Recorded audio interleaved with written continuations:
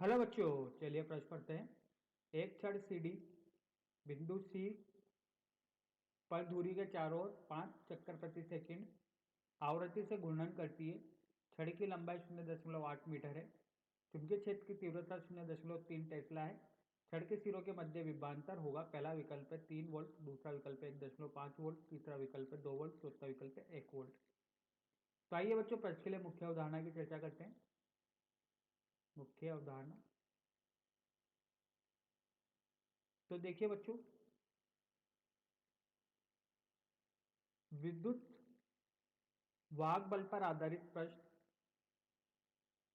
जब किसी छड़ को बच्चों एक समान चुंबकीय क्षेत्र में रखा जाता है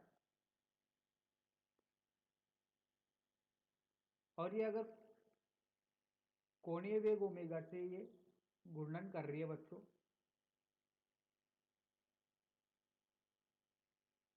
कोणीय वेग ओमेगा से बच्चों घूर्णन कर रही है, तो बच्चों इस छड़ के परित एक वैद्युत वाहक बल उत्पन्न होगा बच्चों। वो वैद्युत वाहक बल दिया जाएगा बच्चों बी ओमेगा एल का वर्ग बटे 2 से।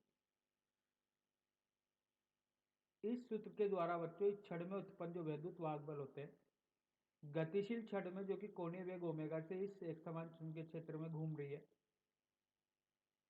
तो बच्चों इसमें जो धनावेशित और ऋणावेशित कण होते हैं इन पर बच्चों बल लगते हैं और एक तरफ धनावेशित दूसरी तरफ ऋणावेशित आ जाते हैं। इसकी वजह से इसमें एक वैद्युत क्षेत्र उत्पन्न हो जाता है और वैद्युत क्षेत्र की वजह से बच्चों इसमें एक वैद्युत वाहक बल उत्पन्न हो जाता है। तो देखिए बच्चों, इस मुख्य उदाहरण के आधार पर प्रश्न को हल करते हैं बच्चों।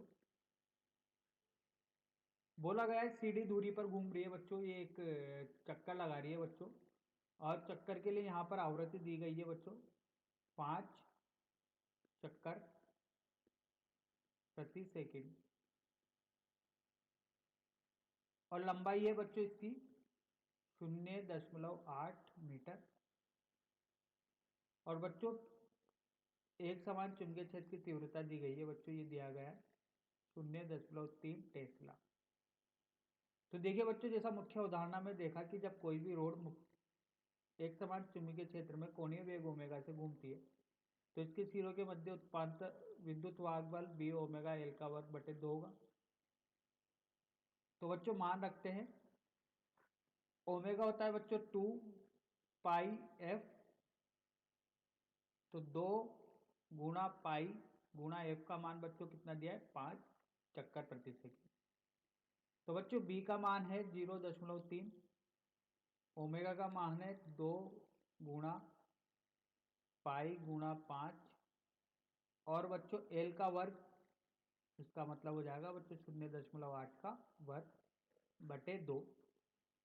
तो देखिए बच्चों, इसको हल करने पर मिलता है 0.8 हो जाएगा का वर्ग 0.64 गुणा बच्चों 2 से 2 कट गया 0.3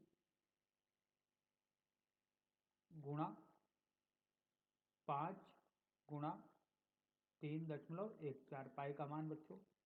तो इसको हल करने पर मिलेगा बच्चों 3.01 तो लगभग लगभग बराबर होगा बच्चों 3 वोल्ट के। तो आइए बच्चों सही विकल्प का चयन करते हैं। पहला विकल्प सही होगा 3 वोल्ट। तो आशा करता हूँ बच्चों आपको यह समझ में आया होगा। धन्यवाद।